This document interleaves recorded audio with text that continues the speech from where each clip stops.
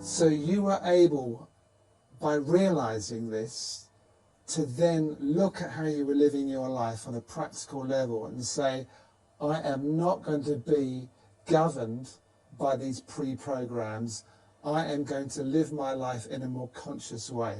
Am I oversimplifying this? Yeah, that's a fundamental statement of how it works, but it's not as easy as, I've just changed my thinking about it. It's like, well, because as the thinking is not that much in our control, the brain is operating, as I said, 95% from the subconscious. But how did you actually then get results in a relatively short space of time? Well, the first thing, how does the subconscious learn? And that's a very critical thing.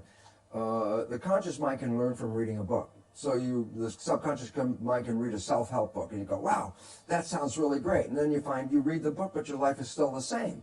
And it turns out, why? And the answer is because the subconscious mind is more of a habit mind, things that you repeat over and over again. Yes. So the reality is, if you can stay conscious, be present, and when those negative thoughts come in our head, and psychologists tell us 70% of the time, the thoughts that are going through our head are negative and redundant, so the same negative thoughts are going through. If you could stop those thoughts, if you could hear them as they come through, like, oh, that's not going to work, oh, this will never happen, those kinds of thoughts. If you can hear them and stop them consciously, say, no, change the belief right there, just give the more positive thing. As you repeat this more frequently and you keep repeating it, the subconscious mind begins to learn. So as a habit, if you stay conscious, and you have to work at it, and here's why people say, well, how come only 5% from conscious mind, 95% from subconscious? Because the conscious mind can think into the future and think into the past and solve problems. Then think about it yourself. Most of the time, you're thinking about something. Well, if you're thinking, you're using the conscious mind. Well, if you're using the conscious mind for thinking, then who's running the show? And the answer is, when you're not paying attention and you're thinking about what I'm going to do tomorrow, your subconscious is running the show. So you use the words, be present. Be present. Which be mindful. We hear a lot. So be mindful, which really means be aware of what's going on. So you get an automatic reaction.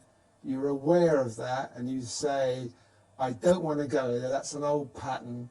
And you look at a new way to be in that situation. Exactly. And you have to repeat it over and over again, because if you think, well, I got mad at myself yesterday because I repeated that same stupid thing, and I got mad again today because I repeated the same stupid thing, and then people give up because they get frustrated. And it's like, no, it's a habit. So you have to every day, but ultimately you can repeat it. Yet there are, fortunately now, very many new healing modalities that can help you rewrite the subconscious beliefs much faster. So I get very excited because some of this may take work for people, because you have to really be present, and yet we're so bombarded with information and our lives are so busy that our conscious mind is almost always wandering, trying to resolve issues and problems and things we have to work out, which then means the subconscious mind is running the show. And it's very interesting, because most people will be very familiar with this story. I tell it to my audiences and they all laugh because they're familiar with it. I say, look, you have a very close friend. You know your friend's behavior. And you happen to know your friend's parent. And at some point you see that your friend shares the same behavior as their parent. So you casually volunteer, you go, you know, Bill, you're just like your dad. And that's when you have to back away from Bill. Because Bill's the first guy that says, how can you compare me to my dad? And everyone laughs because they're familiar. But I say, no, there's two very profound points from that one story. And profound point number one, everybody else can see that Bill behaves like his dad. He got his programming from his dad. It's only Bill who doesn't see it. And profound point number two, we're all Bill. Because all of us got programming, and all of us operate with these programs, and we don't even see we're doing it, that we, even when told we're doing it, will deny that we do these behaviors because we don't even see when we're doing it. That's why it's called subconscious, below conscious. Because you went from, and I'm quoting from your book, wanting to be anyone but me, to being, I think you quote yourself as the happiest man in the world. You felt so happy. Oh my gosh. So you proved that this can work. Well, I had to, because I said when I first started talking about it, it was from an academic, conscious point of view. This is what I learned. but my subconscious programs were still exactly the same. So while I had this wonderful knowledge, my life still wasn't anything I wanted to brag about, because it wasn't. And as you know, that old game, well, who would you like to be? And I could think of anybody I'd rather be than me. And yet, when I started to apply the new science and rewrite the subconscious so it supported me rather than the programs of limitation or disempowerment that we get from our parents and our community as children, which almost all of us get.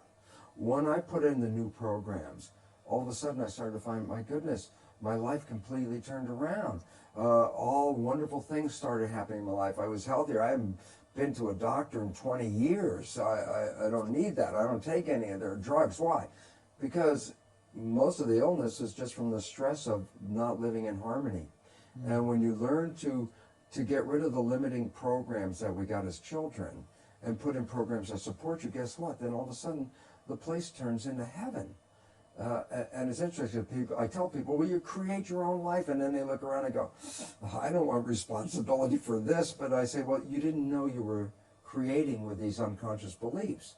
And yet then I tell people, especially people that have fallen in love, and people have fallen head over heels in love, I say, go back to that time when you first fell in love.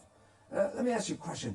Were you healthy? And oh yeah, I was healthy as anything. I said, did you have energy? I said, oh, I had so much energy, made love for days in a row without even eating. And I go, yeah, and I go, and how was life for you? It was so exciting. I couldn't wait for the next day. So I said, in this little period that you know, that I refer to as a honeymoon, I say, wasn't life like heaven on earth?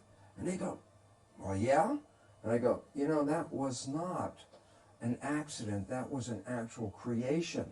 And you say, but what was different that made life so heaven on earth during love? And the answer is because you become very self-conscious of yourself. You don't rely on the habits.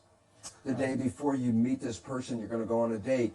I say, especially to women, I say, how long did it take you to get dressed? And they say, well, it was 15 minutes and I was out of the house. And then I say, now, tonight, you're going to go on a date with this person who just rocks your world. And I say, how long does it take you to get dressed? It's like, my God, it may take an hour or two. And I say, yesterday, 15 minutes, today, an hour or two. What's the difference?